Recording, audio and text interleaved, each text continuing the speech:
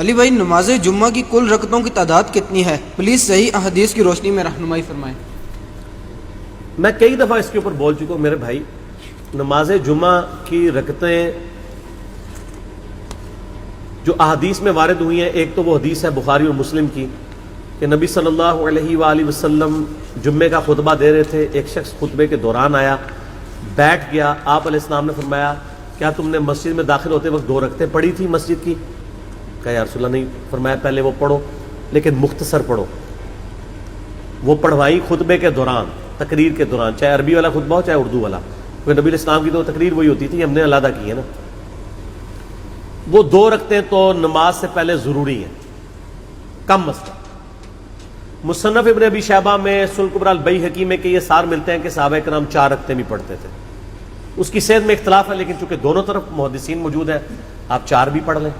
اور بخاری اور مسلم میں ایک وہ حدیث ہے دونوں میں کہ آپ علیہ السلام نے فرمایا کہ جو شخص سب سے پہلے جمعے کی نماز کے لیے آتا ہے اسے اونٹ نہر کرنے کا ثواب ملتا ہے، جو اس کے بعد دوسری گھڑی میں آتا ہے اسے گائے ذبح کرنے کا ثواب، جو اس کے بعد آتا ہے اسے بھیڑ بکری، جو اس کے بعد آتا ہے اسے جو ہے وہ مرغی ذبح کرنے کا ثواب، اور جو اس کے بعد آتا ہے اسے انڈا صدقہ کرنے کا ثواب، اور جو اس کے بعد آتا ہے فرشتے رجسٹر بند کر دیتے ہیں جب خطیب ممبر پہ چڑھ جاتا ہے اور وہ بھی اس کی تقریر سنتے ہیں۔ پھر عام جمعے کا ثواب ہے، اس میں آگے الفاظ ہے کہ جو جتنا جلدی آتا ہے اس کے بعد جو اللہ توفیق دے تم نماز پڑھو۔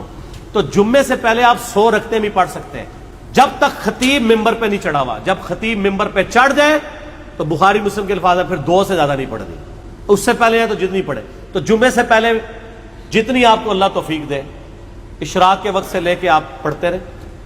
پرانے زمانوں میں لوگ جمعہ پڑھنے کے لیے شہروں میں گاؤں ایریا سے آیا کرتے تھے، صبح ہی آ جاتے تھے۔ اب تو خیر ہمارے گاؤں بھی شہر بن چکے ہیں چونکہ قصبے ہیں، اس لیے وہاں پہ جمعے ہوتے ہیں۔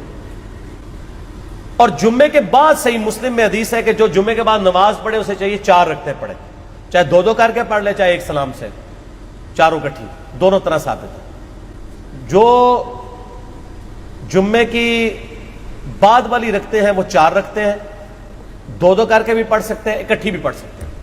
بعض احادیث میں آتا ہے کہ نبی علیہ السلام 2 پڑھتے تھے اور گھر جا کے پڑھتے تو 4 پڑھتے تھے، 4 ہی ہیں کیونکہ حکمی حدیث مسلم کی آ گئی نا 4 پڑھو۔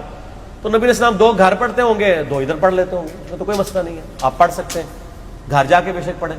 4 رکھتے ہیں تو ٹوٹل پھر 6 سنتیں ہی بنی کم از کم، 2 پہلے 4 بعد میں، اور زیادہ سے زیادہ آپ بے شمار پڑھیں، بعد والی بار 4 ہیں۔ اور عام دنوں میں بھی آپ دیکھیں ظہر کے بھی ساتھ آپ کی 6 سنتیں ہیں جو موقت ہیں، 4 پہلے 2 بعد میں۔ اور بخاری مسلم کی حدیث ہے جو فرض کے علاوہ 12 رکعتیں پڑھے گا اللہ تعالیٰ جنت میں اس کے لیے محل بنائے گا۔